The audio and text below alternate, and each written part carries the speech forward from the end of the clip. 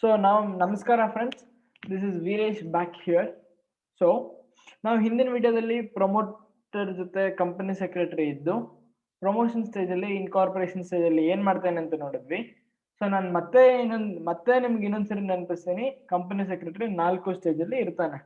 So ಈ rising of capital stage ಅಲ್ಲಿ ಏನ್ ಮಾಡ್ತಾನೆ? ರೈಸಿಂಗ್ ಆಫ್ ಕ್ಯಾಪಿಟಲ್ ಯಾವುದು? 3ನೇ ಸ್ಟೇಜ್. ಸೊ ಇಲ್ಲಿ ಏನ್ ಮಾಡ್ತಾನೆ ಅಂತ ಹೇಳಿದ್ರೆ, Secretary should assist promoter in preparing the prospectus or statement in lieu of prospectus. ನಾನು ಮತ್ತೊಂದ್ಸಲ ಹೇಳ್ತಾ ಇದೀನಿ, ಪ್ರಮೋಟರ್ ಪ್ರಿಪೇರ್ ಮಾಡ್ತಾನೆ ಪ್ರಾಸ್ಪೆಕ್ಟಸ್ ಅಲ್ಲಿ ಏನಿರುತ್ತೆ, ಕಂಪನಿಯ ಫೈನಾನ್ಷಿಯಲ್ ಇನ್ಫಾರ್ಮೇಶನ್ ಇರ್ಬೋದು, ಎಷ್ಟು ಹಣ ಬೇಕು ಅಂತ ಇರ್ಬೋದು, ಎಲ್ಲ ಪ್ರಮೋಟರ್ ರೆಡಿ ಇಟ್ಕೊಂಡಿರ್ತಾನೆ.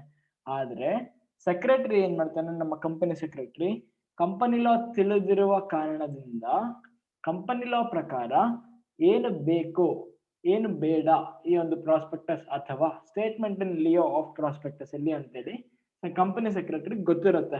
ಸೊ ಆ ಒಂದು ಆಧಾರದ ಮೇಲೆ ಅವನು ಕಂಪನಿ ಲಾ ಪ್ರಕಾರ ಅಥವಾ ಬೇರೆ ಯಾವುದೇ ಒಂದು ಲಾ ನ ಪ್ರಕಾರ ಅವನು ರೆಡಿ ಮಾಡಿ ಈ ಡಾಕ್ಯುಮೆಂಟ್ಸ್ ನ ಕೊಡ್ತಾನೆ, ಪ್ರಾಸ್ಪೆಕ್ಟಸ್ ನ. Next, if the minimum subscription amount is not collected with in 120 days of issue of prospectus, it is his duty to return the money to the applicants within next 10 days. So ನಾವು ಇದನ್ನ ಮುಂಚೆ rising of capital ಓದಿದಾಗ ಓದಿದ್ವಿ. But ಇಲ್ಲಿ ಏನ್ difference ಅಂತ ಹೇಳಿದ್ರೆ, promoter ಕೊಡ್ಬೇಕು, ಆದ್ರೆ ಕಂಪನಿ ಸೆಕ್ರೆಟರಿ ಅದನ್ನ ಲಾ ಗೊತ್ತಿರೋದ್ರಿಂದ ಅದನ್ನ ಅವನು ಪಕ್ಕಾ ಮಾಡ್ಬೇಕು. ಏನಕ್ಕಂದ್ರೆ ಪ್ರಮೋಟರ್ ಇದು ಗೊತ್ತಿಲ್ಲ, ಅವನು 120 ದಿನ ಆಗಿ ಬಂದಿಲ್ಲ ಅಂದ್ರೆ ದುಡ್ಡು ವಾಪಸ್ ಕೊಡ್ಬೇಕನ್ನೋದು ಪ್ರಮೋಟರ್ ಗೊತ್ತಿಲ್ಲ. ಏನಕ್ಕಂದ್ರೆ ಅವನಿಗೆ ಕಂಪನಿ ಲಾ ಗೊತ್ತಿರ್ಬೋದು, ಗೊತ್ತಿಲ್ಲದೆ ಇರ್ಬೋದು. ಆದ್ರೆ ನಮ್ಮ ಕಂಪನಿ ಸೆಕ್ರೆಟರಿ ಅನ್ನೋ ವ್ಯಕ್ತಿಗೆ ಕಂಪನಿ ಲಾ ಗೊತ್ತು. ಆ ಕಾರಣದಿಂದ ಅವನಿಗೆ ಇದು ಗೊತ್ತು, ಅಕಸ್ಮಾತ್ ಹಣ ಮಿನಿಮಮ್ ಸಬ್ಸ್ಕ್ರಿಪ್ಷನ್ ಏನ್ ಬರ್ಲಿಲ್ವೋ ಇಂತಿಷ್ಟು ದಿನದಲ್ಲಿ ವಾಪಸ್ ಕೊಡ್ಬೇಕು ಅಂದ್ಬಿಟ್ಟು. ಸೊ ಈ ಕಂಪನಿ ಸೆಕ್ರೆಟರಿ ಏನ್ ಮಾಡ್ತಾನೆ ಅಂದ್ರೆ, ಇಲ್ಲಿ 120 ದಿನದೊಳಗಡೆ ಹಣ ಬಂದಿಲ್ಲ ಅಂದ್ರೆ ಮುಂದಿನ ಏನ್ 10 days ಅಥವಾ 10 ದಿನ ಇರುತ್ತೋ ಅದ್ರೊಳಗಡೆ ವಾಪಸ್ ಕೊಟ್ಬಿಡ್ತಾನೆ ನಾನು. Next, should receive the share applications from the investors. ಹಿಂದಿನ ಇನ್ಕಾರ್ಪೊರೇಷನ್ ಪ್ರಮೋಷನ್ ಆಫ್ ಕಂಪನೀಸ್ ಅಲ್ಲಿ ನೋಡಿದ್ವಿ, ಏನ್ ಮಾಡ್ತಾನೆ ಅವನು, ಬೇರೆ ಎಲ್ಲಾರ ಹತ್ರ ಕಾಂಟ್ರಾಕ್ಟ್ ಆಗ್ತಾನೆ ಅವನು. ಶೇರ್ ಬ್ರೋಕರ್ಸ್ ಇರ್ಬೋದು, bank, financial institutions, stock exchanges, ಯಾರ ಹತ್ರ ಇರ್ಬೋದು, ಅವ್ರ ಹತ್ರ ಎಂಟರ್ ಆಗಿದ್ದ ಕಾರಣದಿಂದ ಇಲ್ಲಿ ಏನಾಗುತ್ತೆ ಅಂತ ಹೇಳಿದ್ರೆ, ಅಪ್ಲಿಕೇಶನ್ಸ್ ಕೂಡ ಕಂಪನಿ ಸೆಕ್ರೆಟರಿ ರಿಸೀವ್ ಮಾಡ್ತಾನೆ. Next, assist the promoters in allotment of shares. ಏನಾಗುತ್ತೆ ಅಂದ್ರೆ, ಅಪ್ಲಿಕೇಶನ್ಸ್ ಎಲ್ಲ ಬಂದಾಗ ಯಾರ್ಯಾರು ಎಷ್ಟೆಷ್ಟು ಅಪ್ಲಿಕೇಶನ್ ಹಾಕಿಯಾರೋ ಅದ್ರಿಗೆ ಅಷ್ಟು ಶೇರ್ಸ್ ಇಶ್ಯೂ ಮಾಡ್ಬೇಕು ಅಂದ್ಬಿಟ್ಟು ಪ್ರಮೋಟರ್ಗೆ ಕಂಪನಿ ಸೆಕ್ರೆಟರಿ ಹೇಳ್ತಾನೆ. ಏನಕ್ಕೆ ಅಂದ್ರೆ, ಒಂದೊಂದ್ಸರಿ ಲಾ ಪ್ರಕಾರ ಈಗ 100 ಶೇರ್ಸ್ ಇಶ್ಯೂ ಮಾಡಿದ್ರು, 100 ಶೇರ್ಸ್ಗೆ ಅಪ್ಲಿಕೇಶನ್ ಬಂತು ಅಂತ ಹೇಳಿದ್ರೆ ಯಾರ್ಯಾರಿಗೆ ಎಷ್ಟೆಷ್ಟು ಕೊಡಬೇಕು ಅಂದ್ಬಿಟ್ಟು ಗೊತ್ತು. ಎಷ್ಟು ಜನ, ಈಗ ನಾನು 10 ಅಪ್ಲೈ ಮಾಡಿದ್ರೆ ನನಗೆ 10 ಸಿಗುತ್ತೆ, ನಿಮ್ಮಲ್ಲಿ ಯಾರಾದ್ರೂ 15, 20, 30 ಅಪ್ಲೈ ಮಾಡಿದ್ರೆ ಅಷ್ಟು ಸಿಗುತ್ತೆ. ಅಕಸ್ಮಾತ್ 100 ಶೇರ್ ಇಶ್ಯೂ ಮಾಡಿದ್ದಕ್ಕೆ 500 ಶೇರ್ಸ್ಗೆ ಅಪ್ಲಿಕೇಶನ್ಸ್ ಬಂತು ಅಂತ ಹೇಳಿದ್ರೆ ಆ ಟೈಮಲ್ಲಿ ಏನ್ ಮಾಡಬೇಕು ಅನ್ನೋದು ಕಂಪನಿ ಸೆಕ್ರೆಟರಿ ಹೆಲ್ಪ್ ಮಾಡ್ತಾನೆ. 2 ಟೈಮ್ ಕಂಪನಿ ಸೆಕ್ರೆಟರಿನೇ ಇರ್ತಾನೆ. ಏನಕ್ಕಂದ್ರೆ ಇವನಿಗೆ ಲಾ ಗೊತ್ತು. ಅಲಾಟ್ಮೆಂಟ್ ಮಾಡ್ಬೇಕಂದಾಗ ಏನಾಗುತ್ತೆ ಅಂದ್ರೆ, ಅಲಾಟ್ಮೆಂಟ್ ಆಫ್ ಶೇರ್ಸ್ ಅಲ್ಲಿ ಈಗ ಅಪ್ಲಿಕೇಶನ್ ಇವತ್ತು ಬಂತು ಅಂದ್ರೆ ಇವತ್ತಿಂದ ಒಂದಷ್ಟು ದಿನದ ಒಳಗಡೆ ಅಲಾಟ್ಮೆಂಟ್ ಮಾಡ್ಬೇಕಾಗಿರುತ್ತೆ, ಅಥವಾ ದುಡ್ಡು ಏನಾದ್ರು ಕ್ಯಾನ್ಸಲ್ ಆಯ್ತು ಅಂದ್ರೆ ವಾಪಸ್ ಕಳಿಸ್ಬೇಕಾಗಿರುತ್ತೆ ಅಪ್ಲಿಕೇಶನ್ಸ್ ಬಂದಿರೋ ಹಣನ. ಸೊ ಈ ಒಂದು ಕಾರಣದಿಂದ ಈ ವ್ಯಕ್ತಿಗೆ ಕಂಪನಿ ಲಾ ಗೊತ್ತು, ಲಾ ಪ್ರಕಾರ ಏನ್ ಸರಿ ಮಾಡಿದ್ರೆ ಸರಿ ಅಂತ ಗೊತ್ತು. ಅದಕ್ಕೆ ಪ್ರಮೋಟರ್ನ ಅವನು ಹೆಲ್ಪ್ ಮಾಡ್ತಾನೆ ಈ ಸ್ಟೇಜ್ ಅಲ್ಲಿ, ಅಲಾಟ್ಮೆಂಟ್ ಸ್ಟೇಜ್ ಅಲ್ಲಿ. Next, look after the receipt of call money etcetera. ಈಗ ನಾವು ಸೆಕೆಂಡ್ PU ಓದಿದ್ವಿ, issue of share capital journal entries ಮಾಡಿದಾಗ ಏನೇನಿತ್ತು, 4 ಸ್ಟೇಜ್ ಅಥವಾ 5 ಸ್ಟೇಜ್ ಇರ್ತಾ ಇತ್ತು.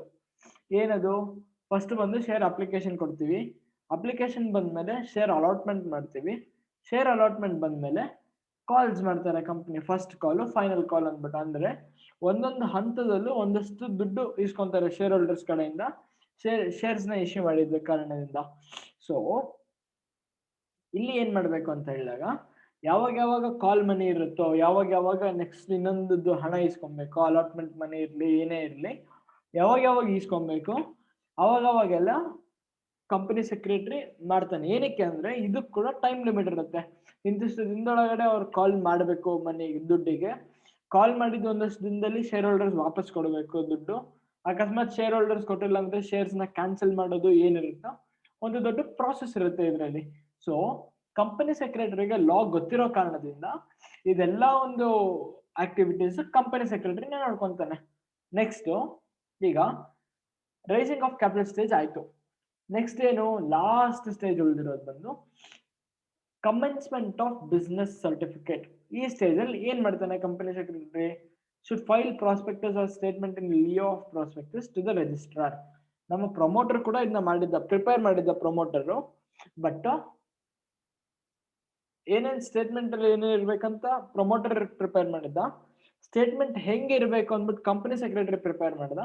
ಸೊ ಈಗ ಫೈನಲ್ ಸ್ಟೇಟ್ಮೆಂಟ್ ಬಂದಿದೆ, ಪ್ರಾಸ್ಪೆಕ್ಟಸ್ ಅಥವಾ statement in lieu of prospectus ಬಂದಿದೆ. ಸೊ ಇದನ್ನ ಏನ್ ಮಾಡ್ಬೇಕು? ಸೀದಾ ರಿಜಿಸ್ಟ್ರಾರ್ ಆಫ್ ಕಂಪನೀಸ್ ಕಳ್ಸ್ಕೊಡ್ಬೇಕು. ಆ ಒಂದು ಕೆಲಸ ಬಂದು ಕಂಪನಿ ಸೆಕ್ರೆಟರಿಯ ಡ್ಯೂಟಿ. ಆ ವ್ಯಕ್ತಿ ಮಾಡಬೇಕು ಇದನ್ನ. Next should file notice of situation of the registered office of the company. So ಇಲ್ಲಿ ಏನಂತ ಹೇಳಿದ್ರೆ situation of the registered office ಎಲ್ಲಿರುತ್ತೋ ಆ ಒಂದು ಡಾಕ್ಯುಮೆಂಟ್ ಆಲ್ರೆಡಿ ಆ ಅಡ್ರೆಸ್ ಪ್ರಮೋಟರ್ ಗೊತ್ತು. ಪ್ರಮೋಟರ್ ಆ ಅಡ್ರೆಸ್ ಅನ್ನ ಕಂಪನಿ ಸೆಕ್ರೆಟರಿ ಕೊಟ್ಟಿದ್ದಾನೆ. ಈ ಕಂಪನಿ ಸೆಕ್ರೆಟರಿ ಏನ್ ಮಾಡ್ತಾನೆ? ಸೀದಾ ಹೋಗ್ಬಿಟ್ಟು ಒಂದು ಡಾಕ್ಯುಮೆಂಟ್ ಪ್ರಿಪೇರ್ ಮಾಡಿ ಅದನ್ನ ನೋಟಿಸ್ ಫಾರ್ಮ್ ಅಲ್ಲಿ ರೆಡಿ ಮಾಡಿ ROC ಕಳ್ಸ್ಕೊಡ್ತಾನೆ. ROC ಅಂದ್ರೆ ಯಾರು? ರಿಜಿಸ್ಟ್ರಾರ್ ಆಫ್ ಕಂಪನೀಸ್ ಅವ್ರಿಗೆ ಕಳ್ಸ್ಕೊಡ್ತಾನೆ. Next should file declaration stating there the minimum subscription amount has been collected. ಇದೊಂದು ಇಂಪಾರ್ಟೆಂಟ್ ಥಿಂಗ್. ಏನಂತ ಹೇಳಿದ್ರೆ ನಾನು ನಿಮ್ಗೆ ಹೇಳಿದೆ, ಅಕಸ್ಮಾತ್ ಮಿನಿಮಮ್ ಸಬ್ಸ್ಕ್ರಿಪ್ಷನ್ ಬಂದಿಲ್ಲ ಅಂದ್ರೆ ಏನ್ ಮಾಡಬೇಕು? 120 ದಿನ ಆದ್ಮೇಲೆ 10 ದಿನದೊಳಗಡೆ ವಾಪಸ್ ಕಳ್ಸ್ಕೊಡ್ಬೇಕು. ಸೊ ಈಗ ನಮ್ಗೆ ಮಿನಿಮಮ್ ಸಬ್ಸ್ಕ್ರಿಪ್ಷನ್ ಸಿಕ್ತೋ ಸಿಕ್ಕಿಲ್ಲೋ ಅಂದ್ಬಿಟ್ಟು ROC ಹೆಂಗ್ ಗೊತ್ತಾಗುತ್ತೆ? ಕಂಪನಿ ಸೆಕ್ರೆಟರಿ ಬಂದು ಒಂದು ಸ್ಟೇಟ್ಮೆಂಟ್ ಪ್ರಿಪೇರ್ ಮಾಡ್ತಾನೆ. ಅಕಸ್ಮಾತ್ ಬಂದಿದೆ ಅಂದ್ರೆ ಬಂದಿದೆ ಅಂತ ಹೇಳ್ತಾನೆ, ಬಂದಿಲ್ಲ ಅಂತ ಹೇಳಿದ್ರೆ ಬಂದಿಲ್ಲ ಅಂತ ಹೇಳಿ ಸ್ಟೇಟ್ಮೆಂಟ್ಗೆ ಸೀದಾ ROC ಕಳ್ಸ್ಕೊಡ್ತಾನೆ. ಇದವನು ಸುಮ್ಮನೆ ಮಾಡಲ್ಲ. ಏನಕ್ಕಂದ್ರೆ ಇದವನು ಕಂಪಲ್ಸರಿ ಲಾ ಪ್ರಕಾರ ಅವನು ಮಾಡ್ಲೇಬೇಕು. ಡ್ಯೂಟೀಸ್ ಇರೋದ್ರಿಂದ ಅವನಿಗದು ಕಂಪನಿ ಲಾ ಪ್ರಕಾರ ಅವನು ಇದನ್ನ ಮಾಡ್ಲೇಬೇಕು. ಸೊ ಈ ಒಂದು ಸ್ಟೇಟ್ಮೆಂಟ್ ನ ರೆಡಿ ಮಾಡಿ ಅದನ್ನ ಡಿಕ್ಲರೇಷನ್ ಮಾಡಿ, ಅಂದ್ರೆ ಅದನ್ನ ಅದ್ರ ಮೇಲೆ ಒಂದೊಂದು ಸೈನ್ ಹಾಕಿ ಸೀದಾ ROC ಕಳ್ಸ್ಕೊಡ್ತಾನೆ. Next should file the declaration stating there that the directors have purchased and paid for qualification of shares. So commencement of business certificate stage ಅಲ್ಲಿ ನಾವು ಇದ್ದಾಗ ಏನ್ ನೋಡಿದ್ವಿ? ಸೊ ಈ ಒಂದು ಸ್ಟೇಜ್ ಅಲ್ಲಿ ಡೈರೆಕ್ಟರ್ಸ್ ಯಾರು ಇರ್ತಾರೋ, first directors of the companies ಯಾರು ಇರ್ತಾರೋ ಅವ್ರು ಬಂದ್ಬಿಟ್ಟು ಅವ್ರ ಕ್ವಾಲಿಫಿಕೇಶನ್ಗೆ ಅಂದ್ಬಿಟ್ಟು ಒಂದಷ್ಟು ಶೇರ್ಸ್ ನ ಬೈ ಮಾಡ್ಬೇಕಾಗುತ್ತೆ ಕಂಪನಿಲಿ. ಸೊ ಆ ಶೇರ್ಸ್ ನ ಬೈ ಮಾಡಿದ್ದಾರೆ ಅಂದ್ಬಿಟ್ಟು ತೋರಿಸ್ಕೊಬೇಕು ಅವರು ಅಂತ. ಆ ಸ್ಟೇಜ್ ಅಲ್ಲಿ ಅವರು ಬೈ ಮಾಡ್ತಾರೆ. ಸೊ ಏನಾಗುತ್ತೆ ಅಂತ ಹೇಳಿದ್ರೆ ಈ ಸ್ಟೇಜ್ ಅಲ್ಲಿ ಇವಾಗ ಏನಾಗುತ್ತೆ ಅಂದ್ರೆ ಕಂಪನಿ ಸೆಕ್ರೆಟರಿ ಆ ಡೈರೆಕ್ಟರ್ಸ್ ಯಾರ್ಯಾರು ಎಷ್ಟೆಷ್ಟು ಬೈ ಮಾಡಿದ್ರು ಶೇರ್ಸ್ ಅದನ್ನೆಲ್ಲ ತೋರಿಸ್ಕೊಂಡು ಒಂದು ಡಿಕ್ಲರೇಷನ್ ಕೊಡ್ತಾನೆ. ಅಂತ ಹೇಳಿದ್ರೆ ಅವರು ಕಂಪನೀಸ್ ಆಕ್ಟ್ ಪ್ರಕಾರ ಎಷ್ಟೆಷ್ಟು ಶೇರ್ಸ್ ಬೈ ಮಾಡಬೇಕು ಅಷ್ಟೆಷ್ಟು ಬೈ ಮಾಡಿದ್ದಾರೆ directors, first directors of the company ಅಂತ ಒಂದು ಸ್ಟೇಟ್ಮೆಂಟ್ ಮಾಡಿ ಅದ್ರ ಮೇಲೆ ಸೈನ್ ಹಾಕಿ ROC ಕಳ್ಸ್ಕೊಡ್ತಾನೆ. ನೆಕ್ಸ್ಟ್ ಲಾಸ್ಟ್ ಏನಾಗುತ್ತೆ ಅಂತ ಹೇಳಿದ್ರೆ ಈ ಸ್ಟೇಜ್ ಅಲ್ಲಿ ಲಾಸ್ಟ್ ಅಲ್ಲಿ ಏನಾಯ್ತು? ಅವ್ರ ಕಮೆನ್ಸ್ಮೆಂಟ್ ಆಫ್ ಬಿಸ್ನೆಸ್ ಸರ್ಟಿಫಿಕೇಟ್ ಬೇಕು ಇವಾಗ. ಸೊ ಅದಕ್ಕೆ ಏನ್ ಮಾಡ್ತಾನೆ ಅಂತ ಹೇಳಿದ್ರೆ ಮತ್ತೊಂದು ಡಿಕ್ಲರೇಷನ್ ಕೊಡ್ತಾನೆ. ಅಂದ್ರೆ ಎಲ್ಲಾ ಲೀಗಲ್ ರಿಕ್ವೈರ್ಮೆಂಟ್ಸ್ ಇನ್ಕಾರ್ಪೊರೇಷನ್ ಸ್ಟೇಜ್ ಅಲ್ಲಿ ಏನಾಯ್ತು? ಎಲ್ಲ ಲೀಗಲ್ ಡಾಕ್ಯುಮೆಂಟ್ಸ್ ರೆಡಿ ಇದೆ ಅಂತ ಹೇಳ್ದ.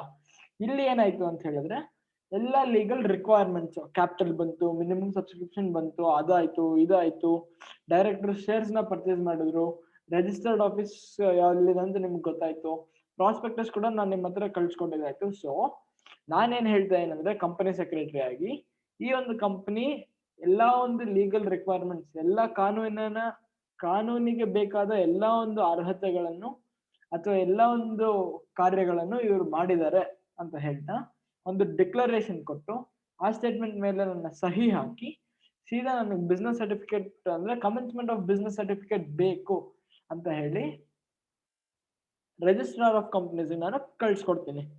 ಸೊ ಇಲ್ಲಿಗೆ ಬಂದು ಜನರಲ್ ಆಗಿ ನಾವು ಪ್ರಮೋಟರ್ ಏನೇನ್ ಮಾಡ್ತಾನೆ ಅಂದ್ರೆ ಕಂಪನಿ ಸೆಕ್ರೆಟರಿ ಏನೇನ್ ಮಾಡ್ತಾನೆ ಅವ್ನ ಸೆಕ್ರೆಟರಿ ಡ್ಯೂಟೀಸ್ ಪ್ರಕಾರ ಅಂತ ನೋಡಿದೀವಿ 4 ಸ್ಟೇಜ್ ಅಲ್ಲಿ. ಸೊ ನೀವು ಕನ್ಫ್ಯೂಸ್ ಮಾಡ್ಕೊಂಬಿಡಿ, ಪ್ರಮೋಟರ್ ಮಾಡೋದೇ ಬೇರೆ, ಕಂಪನಿ ಸೆಕ್ರೆಟರಿ ಮಾಡೋದೇ ಬೇರೆ. ಸೊ ನಾ ಈಗಾಗಲೇ ಈ ವಿಡಿಯೋಗಳಲ್ಲಿ ತುಂಬಾ ಸಲ ಹೇಳಿದ್ದೀನಿ, ಮತ್ತೆ ನಿಮಗೆ ಹೇಳಿದ್ರೆ ಅದು ಕನ್ಫ್ಯೂಸ್ ಆಗುತ್ತೆ, ಅದು ಬೋರ್ ಆಗುತ್ತೆ. ಅದಕ್ಕೆ ನಾನು ನಿಮಗೆ ಹೇಳಲ್ಲ. ನೀವು ಮತ್ತೊಂದ್ಸಲಿ ನಿಮ್ಗೆ ಹೆಂಗಿದ್ರು ಈ ವಿಡಿಯೋ ಯಾವಾಗ ಬೇಕಾದ್ರೂ ಸಿಗುತ್ತೆ ಅನ್ನೋ ಒಂದು ಕಾರಣದಿಂದ ನೀವು ಪದೇ ಪದೇ ಈ ವಿಡಿಯೋ ನೋಡ್ಬಿಟ್ಟು ಏನಾದ್ರು ಇದ್ರೆ ಕ್ಲಾರಿಫೈ ಮಾಡ್ಕೊಬಹುದು ನೀವು ನಮ್ಮ ಹತ್ರ. ಎಲ್ಲಿ ಅಂದ್ರೆ ಕಾಮೆಂಟ್ ಸೆಕ್ಷನ್. ನಿಮಗೇನು ಅರ್ಥ ಆಗಿಲ್ಲ ಅಂದ್ರೂ, ಕನ್ಫ್ಯೂಷನ್ ಇತ್ತು ಅಂದ್ರೂ, ಅಥವಾ ನಾ ಹೇಳಿ ಬಂದಿದ್ರಲ್ಲಿ ನಿಮ್ಗೆ ತಪ್ಪು ಕಂಡು ಬಂದ್ರೆ please come back to comment box. ಈ ಒಂದು ವಿಡಿಯೋದ ಕಮೆಂಟ್ ಬಾಕ್ಸ್ ನಲ್ಲಿ ಬಂದು ನೀವು ಅದನ್ನ ಮೆನ್ಷನ್ ಮಾಡಿ, ನಾವು ಅದನ್ನ ಆನ್ಸರ್ ಮಾಡ್ತೀವಿ ಅಂತ ಹೇಳ್ತಾ ಈ ವಿಡಿಯೋನ ನಾನು ಇಲ್ಲಿಗೆ ನಿಲ್ಲಿಸ್ತಾ ಇದ್ದೀನಿ. Thank you. Have a great day ahead.